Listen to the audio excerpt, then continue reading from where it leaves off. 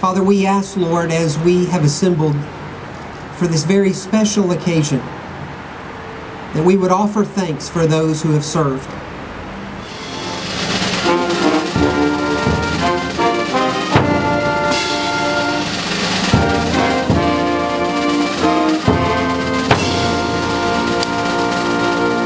Welcome and good morning to you on this beautiful November morning where we have the privilege to serve as free citizens of Tennessee and recognize and honor not only our honorees today, but all the veterans in Tennessee who have served, who are currently serving, and who have served in the past.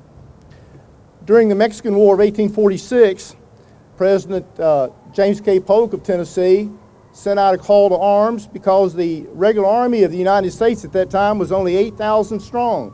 He called for 2,600 volunteers from the state of Tennessee, and over 30,000 answered the call. Tennessee was forever earned the name of the volunteer state. Colonel McCauley, what's the motto of the 278th Armored Cavalry Regiment? Volunteers, sir. In every conflict since this nation became a nation and this state was born, Tennesseans had answered the call. More than 100,000 Tennessee served in the First World War, and more than 300,000 Tennesseans served in World War II, including my father, Richard Maloan, who's with me today, and my wife. I proudly serve with more than 14,000 soldiers and airmen of the Tennessee National Guard. Tennessee is the 17th largest state in the country. We have the 7th largest National Guard in the United States. Since 9/11/2001, more than 21,000 Tennesseans have deployed. Many of them, including Colonel McCauley, have been deployed many times. Tennessee currently has 1,200 soldiers who are currently deployed, and many more are currently in the process of being prepared and training to be deployed. Governor, your Tennessee National Guard is ready. We stand strong to defend our nation and to protect the citizens and the property of the Tennessee in the event of your call. To our honorees, to your families, and to all the Tennessee veterans, thank you for your service and for your sacrifice. May God bless you, and may God bless America. My department has the privilege of serving and advocating for over 500,000 veterans in Tennessee, as well as about 20,000 redeployed reserve component armed forces and their families and their survivors. You know, to me, it is not surprising to learn that the state of Tennessee employs 3,310 veterans in the workforce as state employees. They served their nation, and now they're serving the state. Some of those in uniform served in combat zones, sacrificing on a daily basis while they put their personal lives and goals on hold. They gave up the comforts of home to live in austere conditions. They risked their lives and performed heroically to save lives of others.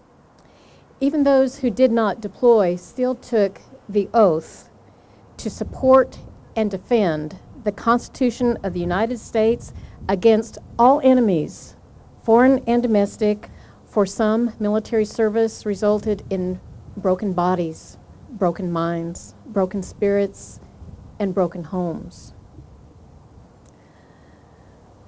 Some gave the ultimate sacrifice, never returning home to loved ones. And every one of us is benefiting by that.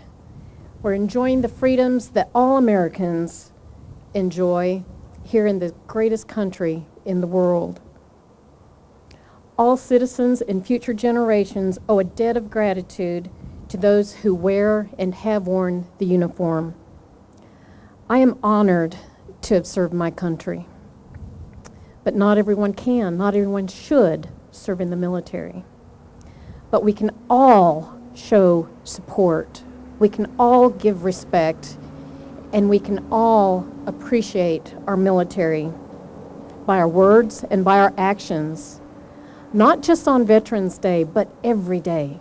This is our duty as a state and as a nation because we owe it to them. They so richly deserved it.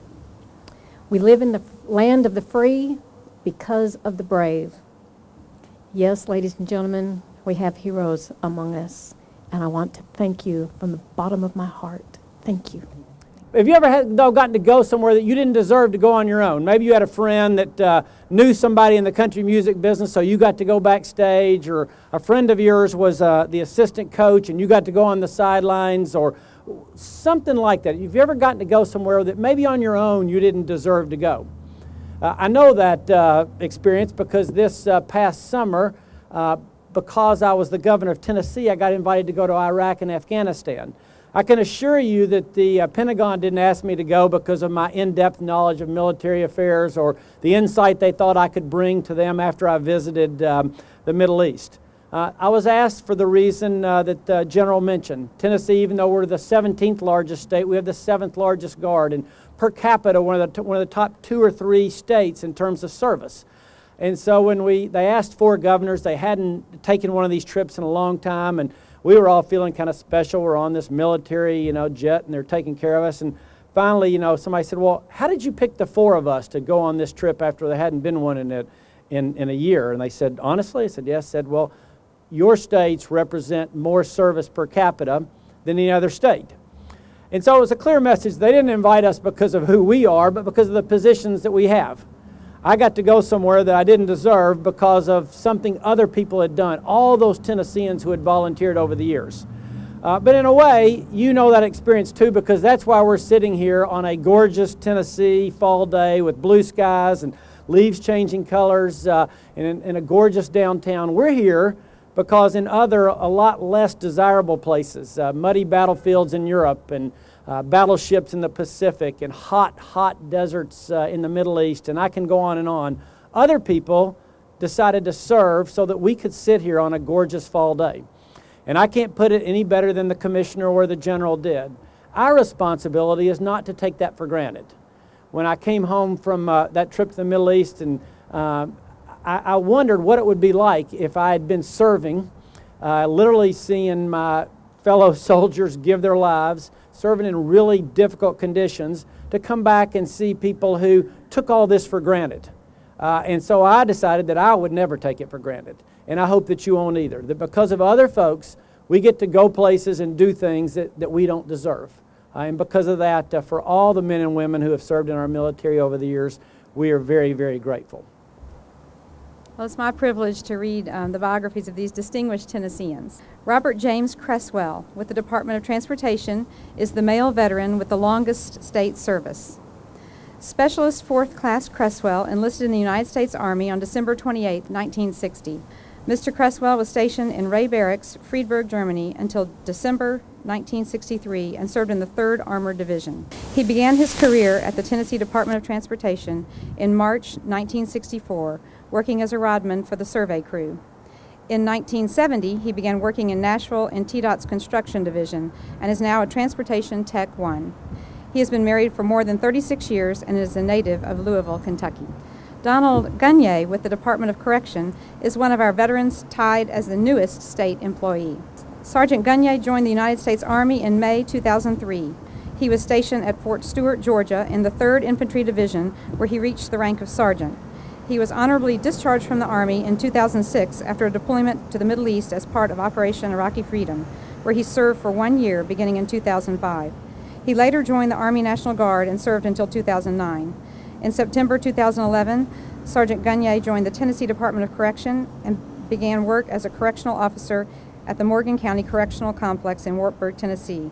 He is a native of Scott County and is married with 1 daughter. Phyllis M. Long, also with the Department of Correction, is the female veteran with the longest state service. Sergeant Long joined the United States Air Force in 1977 and served as an aircraft mechanic. She received an honorable discharge from the Air Force in 1980 and joined the Army National Guard in 2000. In 2006, she was deployed to Afghanistan along with her son, Sergeant Philip McEver, who also serves in the Army National Guard. Sergeant Phyllis Long received a 2nd deployment in 2009 to Kuwait. Phyllis Long has 28 years of service with the state of Tennessee. She joined the Department of Correction in June 2011 and currently serves as Director of Nursing of the Health Center at the DeBerry Special Needs Facility. Scotty W. Martin Sr. with the Department of Correction is a veteran tied as one of our newest state employees. Specialist Martin joined the Army National Guard in 1995 as a specialist and served for 9 years until 2004.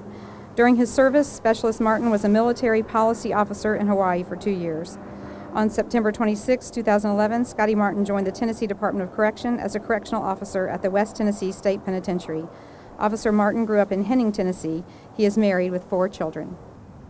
Franklin C. McCauley, Jr. with the Tennessee Bureau of Investigation is our state employee with the most months deployed under Operation Enduring Freedom.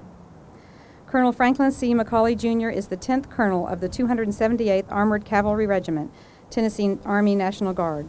Colonel McCauley formerly served as the commander of the 2nd Squadron, 278th Armored Cavalry Regiment, designated as the 278th Regimental Combat Team for service in Iraq during the regiment's first deployment in 2005, and served as the Deputy Regimental Commander during the regiment's second deployment in 2010. McCauley has been a Special Agent Criminal Investigator with the Tennessee Bureau of Investigation since February of 1989. For 22 years, he has worked a variety of investigations, including violent and white-collar crime. He lives in Kingsport and is the father of 11-year-old Madison McCauley. For all the men and women who have served in our military over the years, we are very, very grateful.